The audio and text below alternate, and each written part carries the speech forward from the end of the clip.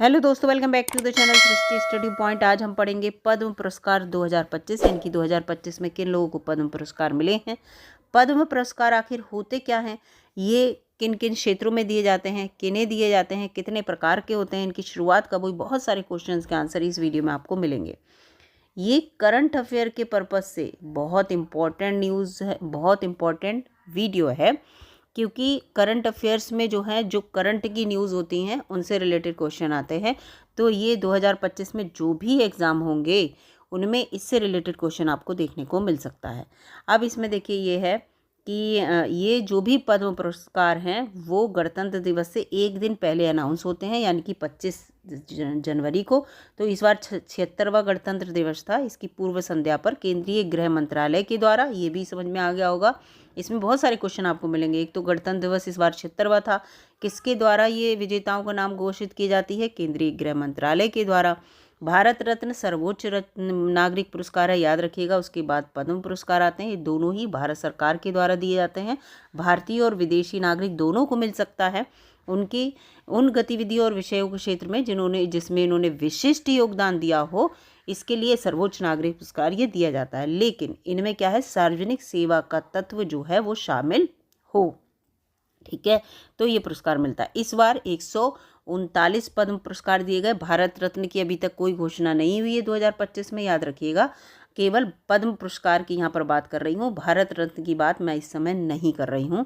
तो पद्म पुरस्कार, इसमें 7 पद्म विभूषण हैं, जो कि सबसे पहला होता है, उच्च होता है। उसके बाद होता है पद्म भूषण जो 19 हैं, और 113 हैं पद्मश्री, ठीक है, टोटल ये हैं। इसके बाद यहाँ पर मैं आपको अब बता दूँ कि ये इसमें जो हैं, इस पुरस्कार में इस बार 23 महिलाएं शामिल हैं। 10 व्यक्ति जो हैं इसमें विदेशी हैं या आनिवासी भारतीय हैं या भारतीय मूल के हैं, ठीक है, और 13 इसमें से जो हैं वो मरणोपरांत पुरस्कार हैं। तो ये भी डाटा हमारे पास होना चाहिए। सामान्यतः जो है पद्म पुरस्कार हमेशा 120 ही दिए जाते हैं, लेकिन अब बात के स्वरूप में इस बार 139 है, तो ऐसा कुछ नहीं है। ऐसा ही भारत रत्न है, वैसे 3 दिए जाते हैं लेकिन अब एक बार में, लेकिन अब बात के तौर में 3 से ज़्यादा दिए जा सकते हैं। ये पुरस्कार जो हैं, भारत रत्न और पद्म पुरस्कार की स्थापना भारत सरकार के द्वारा 1954 को की गई थी। लेकिन पहले क्या था, शुरू में जो पद्म पुरस्कार को पद्म विभूषण के नाम से ही जाने जाते थे, और इनके 3 वर्ग थे, केवल पहला वर्ग, दूसरा वर्ग, तीसरा वर्ग, कोई नाम नहीं था, सभी पद्म विभूषण होते थे। लेकिन 8 जनवरी 1955 को भारत सरकार ने इनको नाम दे दिया, तीनों जो इनके वर्ग थे, पहला वर्ग पद्म विभूषण कर दिया, फिर पद्म भूषण कर दिया, और फिर पद्मश्री कर दिया, ठीक है। भारत रत्न भारत का सर्वोच्च नागरिक पुरस्कार है, ये मैं बता चुकी हूँ। इसके बाद पद्म विभूषण आता है, फिर पद्म भूषण आता है, फिर पद्मश्री आता है, ठीक है। भारत रत्न और पद्म पुरस्कार जो होते हैं ये वार्षिक पुरस्कार होते हैं, यानी कि साल में एक बार ही दिए जाते हैं। लेकिन 1978, 1979, 1993 से लेकर 1997 तक, ठीक है। देखिए 1978, 1979 2 वर्ष हो गए, फिर 1993 से लेकर 1993 से 1997 तक, यानी कि 1993, 94, 95, 96 और 97, इतने सालों तक ये जो थे निलंबित रहे थे, नहीं मिले थे। इसका निर्णय कौन करता है? देखिए, भारत रत्न का निर्णय तो सीधे प्रधानमंत्री जो के द्वारा राष्ट्रपति को जाती है इसकी संस्तुति, ठीक है। और ये 3 से अधिक लोगों को ये पुरस्कार नहीं दिया जा सकता, सामान्यतः एक वर्ष में, लेकिन अपवाद के रूप में दिया जा सकता है। पिछले वर्ष दिया गया था। पद्म पुरस्कार जो है ये इनके लिए इनकी एक समिति होती है, पद्म पुरस्कार समिति। इसके द्वारा इनकी संस्तुति होती है कि किन्हें किन्हें ये पुरस्कार किन व्यक्तियों को दिया जाएगा, और इस समिति का गठन हर वर्ष होता है, ये याद रखिएगा। जबकि भारत रत्न के लिए कोई समिति नहीं होती। और पद्म पुरस्कार समिति का प्रमुख भारत सरकार के कैबिनेट सचिव होते हैं, और ये अपनी संस्तुति जो है वो प्रधानमंत्री और भारत के राष्ट्रपति को प्रस्तुत करते हैं, जो सचिव होते हैं वो, ठीक है। ये याद रखिएगा, ये क्वेश्चन आ सकता है, कथन और कारण में भी आ सकता है। पद्म पुरस्कार की उच्च श्रेणी किसी व्यक्ति को तभी प्रदान की जाएगी जब पिछला जो पद्म पुरस्कार उसे मिला है उससे मिलने हुए कम से कम 5 वर्ष हो गए। जैसे मान लीजिए किसी को पद्मश्री मिला, अब उसे आप पद्म भूषण देना चाहते हैं, तो इसके बीच में 5 वर्ष का गैप रहा हो, ठीक है, उसके बाद ही आप उसे दूसरा पुरस्कार, उससे उच्च पुरस्कार दे सकते हैं, ये ठीक है। और लेकिन ये असाधारण मामलों में समिति इस पर ढील भी दे सकती है, वो एक अलग बात है। अब यहाँ पर वैसे तो मैं बता ही चुकी हूँ, लेकिन यहाँ पर पद्म पुरस्कार की श्रेणियाँ भी देख लेते हैं। पद्म पुरस्कार की श्रेणियाँ 3 श्रेणी मैं आपको बता ही चुकी हूँ, 3 श्रेणियाँ हैं। 3 श्रेणियों में पद्म विभूषण जो है वो असाधारण और विशिष्ट सेवा के लिए दिया जाता है, जो सेवा स्पेशली सिर्फ आपने की हो और किसी व्यक्ति ने आज तक ना की हो। पद्म भूषण जो है वो उच्च कोटि की कोई विशिष्ट सेवा है उसके लिए दिया जाता है, और पद्म श्री जो है विशिष्ट सेवा, जिसने बहुत अच्छा काम किया हो देश के लिए, पद्म श्री मिलता है उन्हें। ठीक है, तो यहाँ पर मैं आपको पहले ही बता चुकी हूँ कि पद्म जो, ये देखिए इस बात को याद रखिएगा कि पद्म श्री जो है इस बार 113 लोगों को मिला है। ठीक है, पद्म श्री सबसे ज़्यादा लोगों को मिलता है, जबकि पद्म विभूषण जो है वो इन तीनों की तुलना में सबसे कम लोगों को मिलता है, क्योंकि ये विशिष्ट प्रकार की सेवा के लिए दिया जाता है। ठीक है, अब यहाँ पर ये पुरस्कार का निर्णय कौन करता है बता चुकी हूँ मैं। अब क्या क्या मिलता है, तो इसमें क्या होता है, एक तो राष्ट्रपति के द्वारा हस्ताक्षरित की हुई जो उनकी प्रमाण पत्र है वो मिलता है, और पदक मिलता है। ठीक है, और कोई भी नगद राशि इसमें नहीं दी जाती इन पुरस्कार में। पुरस्कार विजेताओं को पदक की एक छोटी सी प्रतिकृति भी दी जाती है, जिसे वो किसी समारोह में अपने कपड़ों पर लगाकर पहन सकते हैं, जिससे कि पता रहे कि ये व्यक्ति इस पद से, इस पुरस्कार से सम्मानित है। ठीक है, और उनकी नाम की प्रस्तुति जो है, उनका नाम भारत के राजपत्र पर भी लिखा जाता है। ये सबसे बड़ी बात है यहाँ पर। इसके बाद ये सूची मैं आपको बता देती हूँ। तो पद्म विभूषण में 7 लोग जो हैं वो यहाँ पर देखते हैं। तो सबसे पहले ये देखिए यहाँ पर हैं दुव्वूर नागेश्वर रेड्डी, चिकित्सा के क्षेत्र में हैं, तेलंगाना के हैं।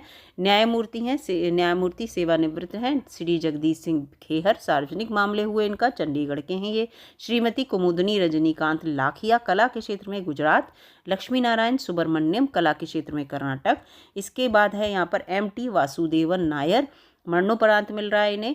ये साहित्य शिक्षा के केरल के थे। ये ओसामू सुजुकी जो हैं उन्हें भी मरणोपरांत मिल रहा है, मारुति सुजुकी के जो संस्थापक थे। ये व्यापार और उद्योग से रिलेटेड हुए, तो ये जापान के थे। ये देखिए विदेश का हो गया, तो ये विदेशी लोगों को भी मिलता है, बता चुकी हूँ। शारदा सिन्हा मरणोपरांत कला के क्षेत्र में बिहार कोकिला के नाम से ये प्रसिद्ध थी, बिहार की है। तो ये क्वेश्चन ऐसा आ सकता है, बिहार कोकिला के नाम पे कौन प्रसिद्ध थी, जिन्हें पद्म विभूषण मिला है। ठीक है, तो ये 7 पद्म विभूषण यहाँ पर होगा, ये देखिए, है ना।